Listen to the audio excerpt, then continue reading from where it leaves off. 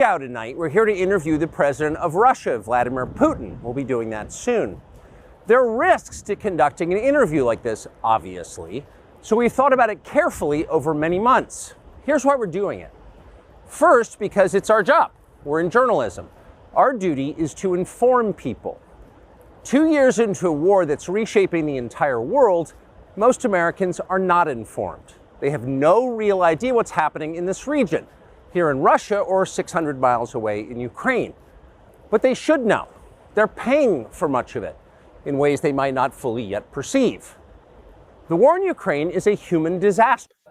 What's going on, folks? So Tucker Carlson announced he is in Russia to interview Vladimir Putin, and a lot of people are super upset at that. So we're going to watch the full clip. I played a bit of it at the beginning, but we'll watch the 4 full-minute clip. I've only seen that minute of it, and then I'll react naturally to what I see. Thanks for being here, folks. Today's episode starts now. It's the Dream Rare Podcast. Welcome to the show. The way to get the news at the desk or on the road. Let's go. God is great and success in our control. The world is crazy, but we get better from obstacles. Yeah. What's going on, everybody? Appreciate you guys for being here. So without wasting much of your time, I'll let you know why we're here, and then we'll play the full 4-minute clip so you could see it. Tucker Carlson is in Russia, and he says he is going to interview Vladimir Putin. Obviously, Russian news, Vladimir Putin, anything Russian has been heavily censored in America. There's been a massive war that has cost American taxpayers hundreds of billions of dollars. As Tucker will say in this clip, hundreds of thousands of lives have been lost.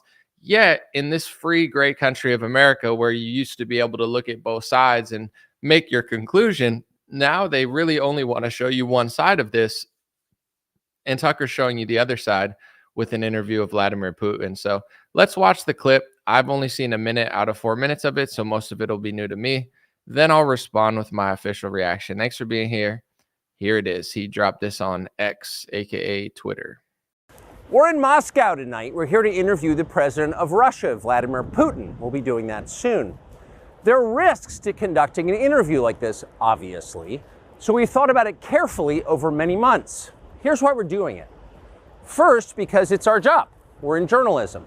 Our duty is to inform people. 2 years into a war that's reshaping the entire world, most Americans are not informed. They have no real idea what's happening in this region, here in Russia or 600 miles away in Ukraine. But they should know. They're paying for much of it in ways they might not fully yet perceive. The war in Ukraine is a human disaster. It's left hundreds of thousands of people dead, an entire generation of young Ukrainians, and it's depopulated the largest country in Europe. But the long-term effects are even more profound. This war has utterly reshaped the global military and trade alliances, and the sanctions that followed have as well. And in total, they have upended the world economy. The post-World War II economic order, the system that guaranteed prosperity in the West for more than 80 years, is coming apart very fast, and along with it, the dominance of the US dollar. These are not small changes. They are history-altering developments. They will define the lives of our grandchildren. Most of the world understands this perfectly well. They can see it. Ask anyone in Asia or the Middle East what the future looks like. And yet the populations of the English-speaking countries seem mostly unaware. They think that as nothing has really changed. And they think that because no one has told them the truth. Their media outlets are corrupt. They lie to their readers and viewers. And they do that mostly by omission. For example, since the day the war in Ukraine began, American media outlets have spoken to scores of people from Ukraine, and they have done scores of interviews with Ukrainian President Zelensky. We ourselves have put in a request for an interview with Zelensky, and we hope he accepts. But the interviews he's already done in the United States are not traditional interviews. They are fawning pep sessions specifically designed to amplify Zelensky's demand that the U.S. enter more deeply into a war in Eastern Europe and pay for it. That is not journalism. It is government propaganda. Propaganda of the ugliest kind, the kind that kills people. At the same time, our politicians and media outlets have been doing this, promoting a foreign leader like he's a new consumer brand. Not a single Western journalist has bothered to interview the president of the other country involved in this conflict, Vladimir Putin. Most Americans have no idea why Putin invaded Ukraine or what his goals are now. They've never heard his voice. That's wrong. Americans have a right to know all they can about a war they're implicated in, and we have the right to tell them about it because we are Americans too. Freedom of speech is our birthright. We were born with the right to say what we believe. That right cannot be taken away no matter who is in the White House. But they're trying anyway. Almost 3 years ago, the Biden administration illegally spied on our text messages and then leaked the contents to their servants in the news media. They did this in order to stop a Putin interview that we were planning. Last month, we're pretty certain they did exactly the same thing once again, but this time we came to Moscow anyway. We are not here because we love Vladimir Putin. We are here because we love the United States, and we want it to remain prosperous and free. We paid for this trip ourselves. We took no money from any government or group, nor are we charging people to see the interview. It is not behind a paywall. Anyone can watch the entire thing, shot live to tape and unedited, on our website, tuckercarlson.com. Elon Musk, to his great credit, has promised not to suppress or block this interview once we post it on his platform, X, and we're grateful for that. Western governments, by contrast, will certainly do their best to censor this video on other less principled platforms because that's what they do. They are afraid of information they can't control. But you have no reason to be afraid of it. We are not encouraging you to agree with what Putin may say in this interview, but we are urging you to watch it. You should know as much as you can. And then, like a free citizen and not a slave, you can decide for yourself. Thanks. Can't cuck the tuck. Wow. That was powerful. And my inkling is that they don't want people to know both sides, because if people knew both sides of most arguments and most things that they suppress, then people would choose the other side. I think that's kind of the gist of it, where I believe maybe America's always been this way, but in the past, when we were more righteous and moral and maybe our foreign intervention made more sense. And I'm not sure if that's even ever true. I'd have to really look back. I wasn't alive for most of the stuff that I'm referring to, but as far as right now, it's easy to see that with the conflicts in Ukraine and Syria and all these other places. We were in Libya. I think we were in like 8 different countries. They don't give you the counter perspective, or they just say it's all terrorist or pro-Putin or whatever, because in my view, what we're doing doesn't make that much sense. And it's not that it doesn't just make no sense for the people that we're invading or that we're fighting, but it doesn't make sense for us. And I think that's what Tucker's referring to, where if America's involved in a foreign intervention and it's really, really good for us, like they tell us, okay, it must be so good. Then let's hear what the other side is saying so we could hear how bad they are, right? Let's hear the other side, because it must be terrible and crazy and horrible. And then that'll make us support Zelensky more, right? Knowing how bad the other side is. But if you listen to the other side and, it's not what they're telling you it is, then people are not going to want to funnel hundreds of billions of dollars to foreign countries in order to kill hundreds of thousands of Europeans in a war that, may or may not be for what they said it was. With that being said, I know a lot of people in my comments, and this is why obviously I have certain political leanings. I understand there is a difference between like left-wing and right-wing ideology in theory. But when it comes to the political parties, I'm done just saying, I saw a lot of comments. They're like, oh, the left is going to say this is pro-Putin. No, not just the left. There's people on the right, such as Sebastian Gorka, who I'm going to call him Sebastian Dorka. Look at this. He's suggesting that Tucker Carlson is basically a Kremlin or Putin asset. Let's read his official tweet. And remember, it's not Sebastian Gorka, it's Sebastian Dorka, because he's a giant dork, which is apparently all Trump hires. He hires a bunch of dorks like this. Gorka said, I remember when Americans didn't do PR for KGB colonels, well, without being agents of the Kremlin. So Sebastian Dorka is suggesting that essentially Tucker must be an agent of the Kremlin for doing an interview, right? And I want to show you, look, he's also selling Donald Trump did nothing wrong shirts. If you buy a Donald Trump shirt from the grifter and the liar, Sebastian Dorka, you are dumber than a liberal, okay? That's his whole little grift. Trump hires scammers and liars like Sebastian Dorka. They're like, oh, you're a Kremlin puppet. if you want to interview Putin, it's like, who needs the left when this is the people that we get on our side? Can't even interview a foreign leader anymore without your own side suggesting you're a Kremlin puppet. It's like, so why just blame the left? It's also right wingers doing this. But anyway, let me know what you think. I didn't really have a speech or any sort of podcast fully planned for this. I just wanted to see what Tucker said. And, I think he's right. I think that people deserve to hear both sides of the conflict, but, they don't want you to hear other sides of a lot of these conflicts, because the sad part is, especially in conservative America, and I mean, this might sound crazy, but it's true. You'll find that you have a lot more in common with a lot of the people that the quote unquote American government is fighting than you do with these leaders. Like, you look at the people that are leading your country, you don't even want to send your kids to school because they're doing drag queen story hour. They're trying to transition 7-year-olds, and, courts are blocking fathers from stopping their sons from transitioning into daughters. And you see all this hysteria in the world.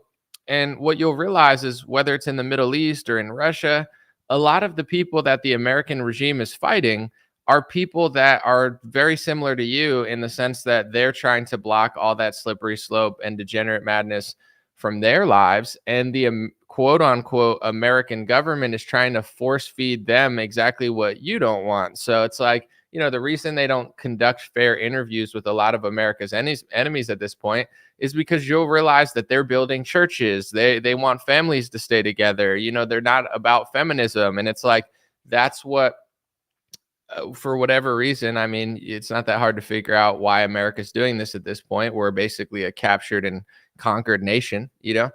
All you have to do to see how captured America is look at your options for securing the border. Either Democrats, and both sides are lying, by the way. Either Democrats say, in order to get money for the border, which has been a mess for like a decade now, and it's just getting worse and worse and worse, they're essentially, in my view, financially holding you for ransom over the border, saying, we'll give you the money for the border only if you give, $50 million to Ukraine and $14 billion to Israel. And then, whatever is it, Speaker Johnson, who takes a bunch of lobbying money for this foreign nation, he says, no. Let's do a standalone bill just to give $14 billion to this country. So it's like, either you have to give a lot of money to two countries or a lot of money to just one country, but then you're also eventually going to give it to the other country. It's like, why can't both of the parties in America come together and say, this is good for America, let's do this for our people? Then we could talk about spreading our wealth among the nations, because, we could help out after that, because neither party actually cares about us. They both have foreign interests. And that's why you see when Tucker goes over to interview Russian, it's not just Jen Psaki who's going to freak out, or Rachel Maddow. It's going to be Sebastian Dorka and the merry band of scammers that Trump hires, and the whatever you want to call them, that are also going to cry about this, because, they don't want you to see what this guy says. And, I don't know who's really winning the war. I just assume, I'm not like big into the Ukraine-Russia war. It's not a topic that I really am that passionate about, to be honest. But just with my little research and just basically paying attention and having common sense, I feel like we're not, or us or Ukraine or whoever they want to say it is, they're not doing as well as they thought they would do, because at first it was like, we're only going to give Ukraine this. Well, if Ukraine was winning the war, we wouldn't have to give them more stuff. And then it's like, we won't give them tanks, and then we're giving them tanks. We won't give them these weapons, and then we give them these weapons.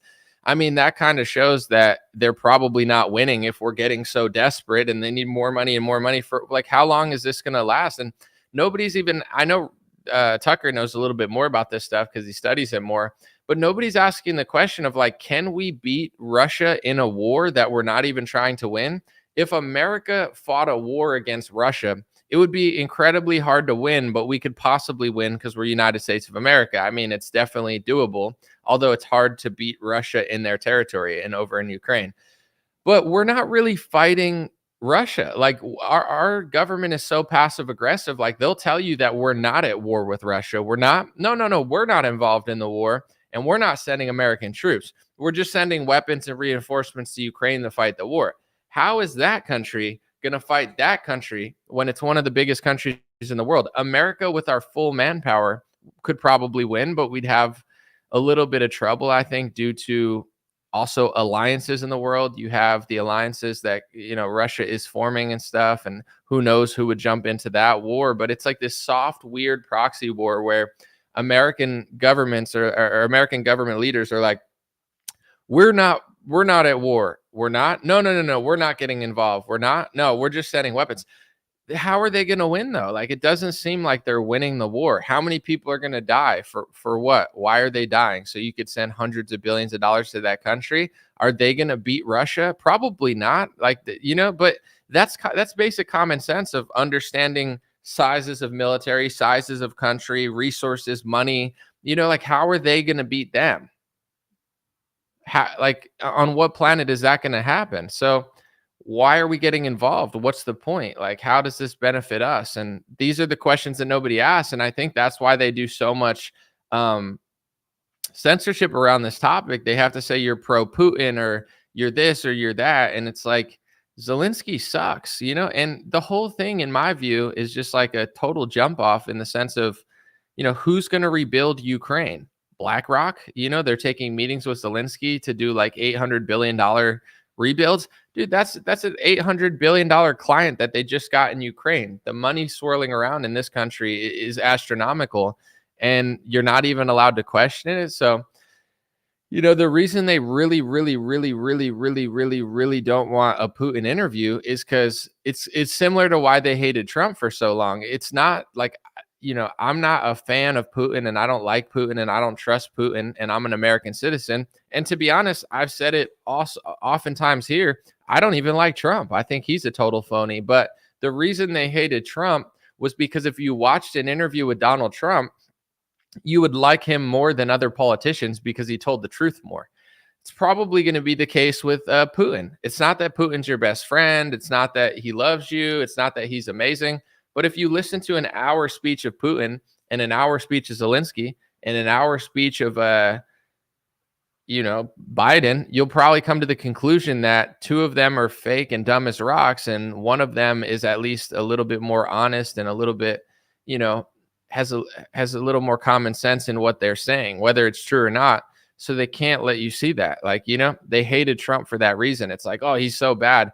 He's just telling more truth than other politicians, and they don't want that, I guess, or that's not what they would prefer. So, this is a really ballsy interview from Tucker Carlson. He knows how dangerous it is. He knows how much backlash he's going to get, but he doesn't care. And I mean, I respect him for that. This is a very ballsy interview. That's all I could really say. And I'm glad that it's happening. I'm interested in seeing it because honestly, I haven't seen Putin talk in years because they pretty much hide it completely. But as he said, if we're going to spend so much money on this war, we should at least get to know his perspective. You're going to realize, though, he's going to probably just say a lot of stuff that's true, and it's going to piss off America because the American media is insanely fake and insanely evil at this point. They hate you. They hate Americans. They hate Christians. They hate the people of America. Like, they literally hate you. I don't know what else to say. I'm an American citizen. I worked my ass off. I always try to be respectful and polite when I can be. And they've done nothing but try to ruin my life on multiple occasions for just talking about foreign influence in American politics, because that's all American politics is. It's so overrun by foreign influence that it's hard to even find a single American politician who isn't completely controlled. Thomas Massey's the only one. I would say all of the rest of them are controlled to some extent. And like today, if you watch, I don't want to get too sidestep, but I'm going to keep this under 30 minutes. There's some sort of like court case with Donald Trump, and Lauren Boebert's talking and Marjorie Taylor Greene's talking, and all the accounts are sharing it. It's this constant theater around Donald Trump. The left hates him, the right defends him. And it just like, as long as you're paying attention to that, whether you're defending him or attacking him, you're not paying attention to anything. They're creating this like alternate universe where like people just run circles around these like Days of Our Lives season 30 like drama plots. So nobody can ever get deep enough to actually figure out what's going on. And I know, I don't know when people are going to wake up. Maybe it's after the 2024 election. Maybe it's in 2028. Maybe it's going to take till 2032. But people are so addicted to like the characters of American politics that they don't want to realize that none of these people are really the real deal. Although, I mean, there's probably one that's slightly better for you. So we'll see what's going on. We'll see what Putin says. We'll see what Tucker says. I'm looking forward to it. I'm absolutely going to watch the interview. It's awesome that he's going to put it for free on his website. I think that's the right thing to do. And, you know, it always makes me laugh when someone doesn't do that with certain stuff. Like, you know, the whatever mules video, they're like, this is going to save America, patriots. You have to watch it. Where can I watch it? Oh, it's a doc. How much does it cost? Like $2? I could buy a comedy special for $2. No, it's like $30, $28. It's like, it's not going to save America if Dinesh is charging $28 for it. You know, if it's really that important that it can fix an election, then he'd probably give it away for free like Tucker. But it didn't do anything. You know, it was just like a Trump money grab to make you believe that phone pinging data means anything, even though it could have been an Uber Eats driver, you know? So it's like, that's the type of stuff where he says he's giving it away for free. It's like, well, it's probably like the most important interview of the year. Like, you know, do you want the world people to see this interview and make a contribution to humanity? Or do you want to put it behind a paywall for $15? Like, I'm not saying you can't make money behind a paywall, but if something is that important, like this interview, you know, yeah, you'll probably get money just off people supporting you. You don't need to throw something this important behind a paywall. Let me know what you guys think. I'm not pro Putin. I'm not pro Russia. I'm not Ukrainian. This is not my history. It's not my ethnicity. I'm an American citizen, but the Ukraine war has been an insane money sucking situation from America. And it's not that hard to figure out what's going on. Like, who is Zelensky? How did he get there? Who funded him? You know, what were they saying Ukraine was before the war broke out? Were they saying it was one of the most corrupt countries? Was it in the, you know, Panama Papers? Is there a lot of influence over there? Okay. Who benefits from this war? Who's going to get the 800 billion or 900 or $1 trillion contract to rebuild Ukraine? BlackRock. It's not really that, you know, it's like, it's so obvious, but I think the politicians create this theater where the reason no one can figure this out is because they're so emotional, like around politicians and plots and Putin and Trump. And it creates this whole weird thing where people just can't see what's in front of them. So I don't know what it's going to take for people to figure that out. An example I want to give real quick is I made an Instagram reel about income tax. It came out really good in my opinion. And I explained how Karl Marx wanted graduated income tax before income tax existed. Now the tax brackets are like 37 and 35%. And whether Trump or Biden or Obama or whoever gets in office, they're not getting rid of income tax because it's just like normalized now. And they're barely going to cut it, if anything, to like anything 30 or above is like not, it's not only like socialist, it's straight up communist. Like the income tax is communist. That it's not normal to take 30% of your paycheck. That's insane. Like, oh, you run a small business and they want to take $100,000 from you. This is nuts. Like, we're just getting robbed. And no one can figure it out because they're buying into like these savior complexes. Like the left is going to save them from Trump, or Trump is going to save them from the deep state. And the truth is, none of these people are going to do anything because they're not even trying to really. But that bothers people, you know, like I saw so many comments. People were like, Trump's going to cut the income tax. Like, no, he's not. He said that. He never said that. He never said he's going to cut income tax. Find me a clip of him saying he's going to put income tax to zero. He's never even remote. Like people, it's like people can't even think about anything because it's got to involve like a character or like a plot. And it's like, I don't know what's going on in this country, but you know, I think with the Putin interview, you know, Tucker's definitely going to wake a few people up or rock the boat a little bit, and God bless him and pray for his safety. I'm just going to say this too before I leave, folks. I have an interview at 3:00 today, unless this person backs out. It's with this guy, Bill Mitchell. I've always found him fascinating on Twitter. At first, he was like the biggest Trump fanboy, and then he became like the biggest DeSantis fan, and he said he'd rather vote for the devil over Trump, and like he was just going like balls to the wall for DeSantis, and then all of a sudden he was like, you know what? Actually, I endorse Trump. I'm glad to be MAGA again. It's good to be back with the boys. And everybody's like, what the hell are you talking about, bro? You're such a phony. So, you know, I'm glad he's coming on the show. I'm interested to talk to him because he's like, Bill Mitchell's like a mythical creature to me. Like, I'm not even sure he's a real person. You know, everybody's entitled to their opinion, liking Trump, liking DeSantis, voting for whoever you want. But just like his style of doing it, like he goes all in on this guy and then like flips his script like a month later. It's truly fascinating to me. And I hope to conduct a good and fair and hopefully friendly journalistic interview on Bill Mitchell later. I think it should be pretty fun. You know, I would say there's like a 50% chance he shows up. There's a 50% chance he backs out. I'm not really sure, but hopefully he shows up. And I know he's gotten pretty famous on Twitter for, at first, his like worship of Trump. Then he got pretty famous for like flipping and going like full blown DeSantis. And now he's back, you know, to like being like on the Trump train. So I'm definitely interested to talk to this guy. It should be fascinating. And he's explaining why, you know, he's trying to unite the party for the election. And he's trying to end the bad blood between the DeSantis and the Trump people. Should be fun. I'm excited. God bless you guys. Let me know what you think in the comment section. You got to watch this interview, regardless of what you think about politics, Tucker, whatever. To have a journalist of his stature or a personality interview Putin when all of the Western governments are trying so hard to block that out. And I want to say this too, real quick. Sorry, I know I could talk a lot.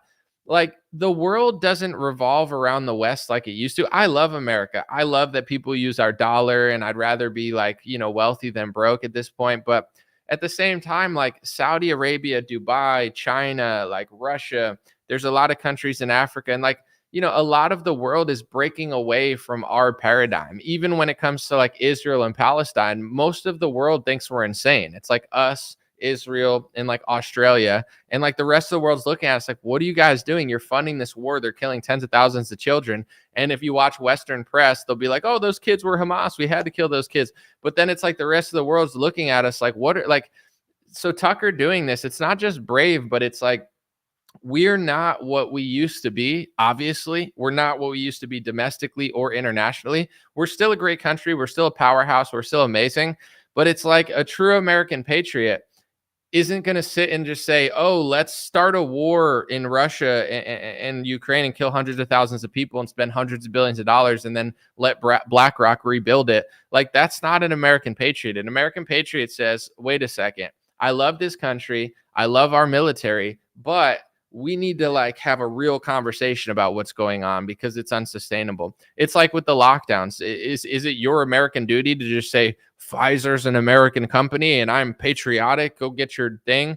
Like, that's not a true patriot. A true patriot and a true journalist will ask a few questions. Because, like, you know, as much as like we think that everyone agrees with us, people don't realize in America how insane the rest of the world is starting to think we are. And it's partially because our media makes us look crazy to the rest of the world. They're constantly pushing anti-America propaganda out to the world, but also they're just disgusting. So it's like the culture that they're trying to spread all over the place is like so degenerate, so fake, so weird. It's like so backwards that most people are starting to not like our country, and it's affecting us in multiple ways. Like, we need to make America cool and moral again, because, you know, just blaming everyone else all the time and bombing children is not going to fare well for America. Like, we can't keep doing this forever.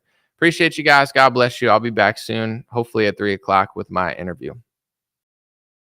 Hey, what's going on, my friends? Just a few ways to stay in touch and support if you'd like to. The first way is dreamrare.com. We have blue beanies, black beanies, pink hats, other colored hats, freedom versus tyranny shirts, stay blessed long sleeve, God is great long sleeve, and lots of more cool items coming soon. Dreamrare.com. Check out the shop to support. Everything's made in the United States. Handpicked by me. Patreon.com/raretalk for $5 a month. You can help support me, support the show. If you haven't noticed, unlike other channels, I don't work with very many sponsors, sometimes none at all. And part of the way I'm able to do that is with the dreamrare.com shop and patreon.com/raretalk. So thank you guys for keeping this show free, unimpeded, uninterrupted. I'm forever grateful. My free email list is stayintouchwithme.com. So check the links below in the description or just type in on any browser